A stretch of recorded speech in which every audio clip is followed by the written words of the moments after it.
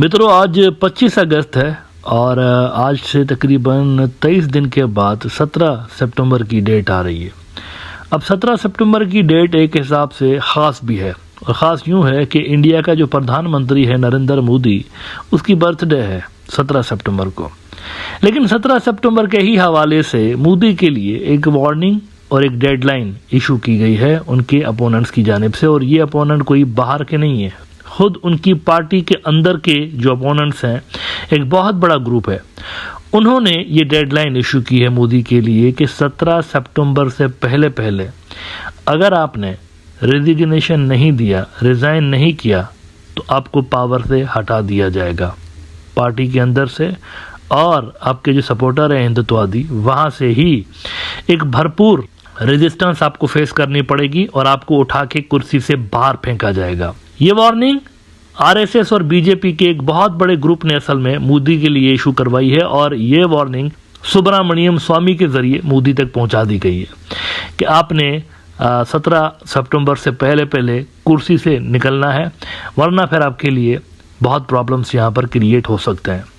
अच्छा, ये वार्निंग असल में बांग्लादेश के जो हालात हैं उसके तनाजुर में इशू कर दी गई है। बांग्लादेश जो इनके हाथ से निकला है, आखिरी मुल्क बचा हुआ था जो कि इंडिया का स्ट्रॉन्ग होल्ड था रीजन में, वो भी उनके हाथ से खिसक गया है। तो इनके अपोनेंट्स कह रहे हैं कि आप बुरी तरह से नाकाम हो गए हैं। अगर आप अभी कुर्सी से नहीं उतरे और आपको अगर हटाया ना गया, तो नक्शा कुछ यूं बनता हुआ नजर आ रहा है कि इंडिया के सारे अपोनेंट्स खड़े हुए होंगे इंडिया के आजू बाजू सराउंड करके, और इन सब का मकसद यही होगा कि इंडिया के कई सारे टुकड़े कर दिए जाएं ताकि रीजन के अंदर मुस्तकबिल में कोई फटा फसाद मजीद क्रिएट ना हो सके। यानी इंडिया के जितने भी नेबर्स हैं तो वो मिलकर ये कोशिश करेंगे कि इंडिया की बाल्कनाइजेशन स्टार्ट हो और यहाँ पर बहुत सारे मुल्क क्रिएट किए जाएं।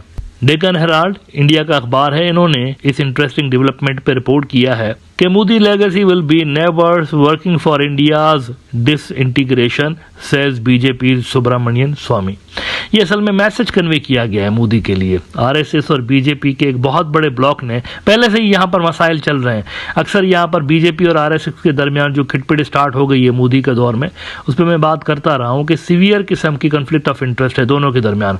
मोहन भागवत बिल्कुल पसंद नहीं कर रहा मोदी को, और मोहन भागवत अब ओपनली क्रिटिसाइज करना शुरू हो चुका है मोदी की पॉलिसीज का। और बीजेपी के बहुत सारे टॉप के नेता ऐसे हैं जिनकी जो आपसी लड़ाइयां हैं वो किसी से ढकी छुपी नहीं है। मिसाल के तौर पर योगी आदित्यनाथ साहब जो हैं वो बिल्कुल पसंद नहीं करते अमित शाह को।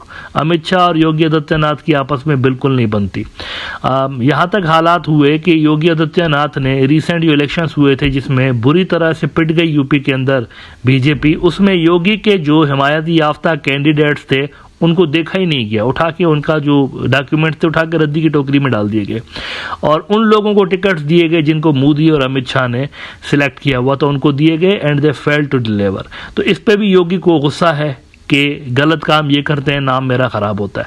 तो बहुत सारे धड़े बने हुए दोनों जमातों के दरमियान, और वो धड़ाबंदियां अब खुल के सामने आ रही हैं। डेक्कन हेराल्ड कहता है कि the glorious Modi legacy for coming 25 years when many neighbors will surround India and work for our disintegration, Swami wrote on X. Earlier on Tuesday, the BJP leader had attacked PM Modi on social media, saying that if the PM does not announce his retirement by his 75th birthday, he shall be removed from his position by other methods. Inverted commas में other methods.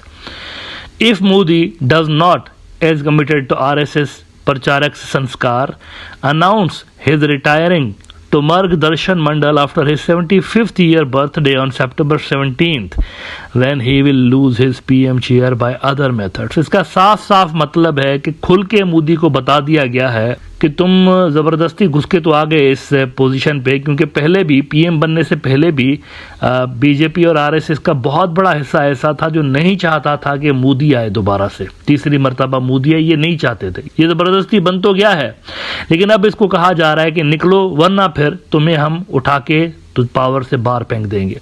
और again वो exactly वो जो words हैं सुब्रमण्यम स्वामी के, उनको coat करते हुए कहते हैं कि the glorious Modi legacy for coming 25 years when many neighbours will surround India and work for our disintegration. दो मुद्दों पे खास तौर पर चिंता है। एक मुद्दा यह है कि मुल्क के अंदर, इंडिया के अंदर बीजेपी कमजोर हो रही है, बीजेपी भी कमजोर हो रही है, साथ साथ कमजोर हो रही है आरएसएस। इसकी वजह असल में मोदी है। और वो जो अखंड भारत बनाने वाला एक सपना था, एक बड़ा गोल्डन चांस मिला हुआ था, बड़ी भारी भरकम मैंडेट इनको मिली हुई थी मोदी साहब को पिछले टर्म में। तो इस मर्तबा तो कोशिश की जा रही थी 400 पार ना, अब की बार 400 पार। तो इनको लगता है कि वो 400 पार से तो ये हम 250 के आसपास जो आके गिरे हैं, तो ये साफ तौर पर राइटिंग्स ऑन द वॉल है, अगले इलेक्शन में हमारा सफाया हो सकता है। और हमारा जो नज़रिया है वो पिट रहा है। इंडिया की एक बहुत बड़ी अक्सरियत ऐसी है जो कि हमारी पॉलिसीज़ को डिसोन कर रही है, पसंद नहीं कर रही, जस्ट बिकॉज ऑफ मोदी। ये सारा जो मलबा है मोदी के खाते में डाल रहे हैं। तो पहला तो ये जो मुल्क के अंदर मसाइल क्रिएट हो रहे हैं, बीजेपी कमज़ोर हो रही है, अपोनेंट्स पावरफुल हो रहे हैं, ये मोदी के लिए प्रॉब्लम्स क्रिएट कर रहे हैं। दूसरा मसला ये जो एक्सटर्नल फ्रंट पे नेबरहुड में इंडिया की एक रेपुटेशन वहाँ पर बहुत ज़्यादा ख़राब हुई है। इंडिया आउट कैंपेन्स एक के बाद एक स्टार्ट हो रही हैं। प्रो इंडिया जो पॉलिटिशियंस है वो मार खा रहे हैं, हार रहे हैं वहाँ पर बुरी तरह से। इसको टैकल करने में मोदी नाकाम रहा है, वो समझते हैं। और वो समझते हैं कि जिस तरीके से हिंदुत्व का नज़रिया आगे बढ़ना चाहिए था, देखिए आरएसएस का जो नजरिया है ना, मोहन भागवत की अगर आप अप्रोच देखें, वो मीठी छुरी से काटने वाली अप्रोच है।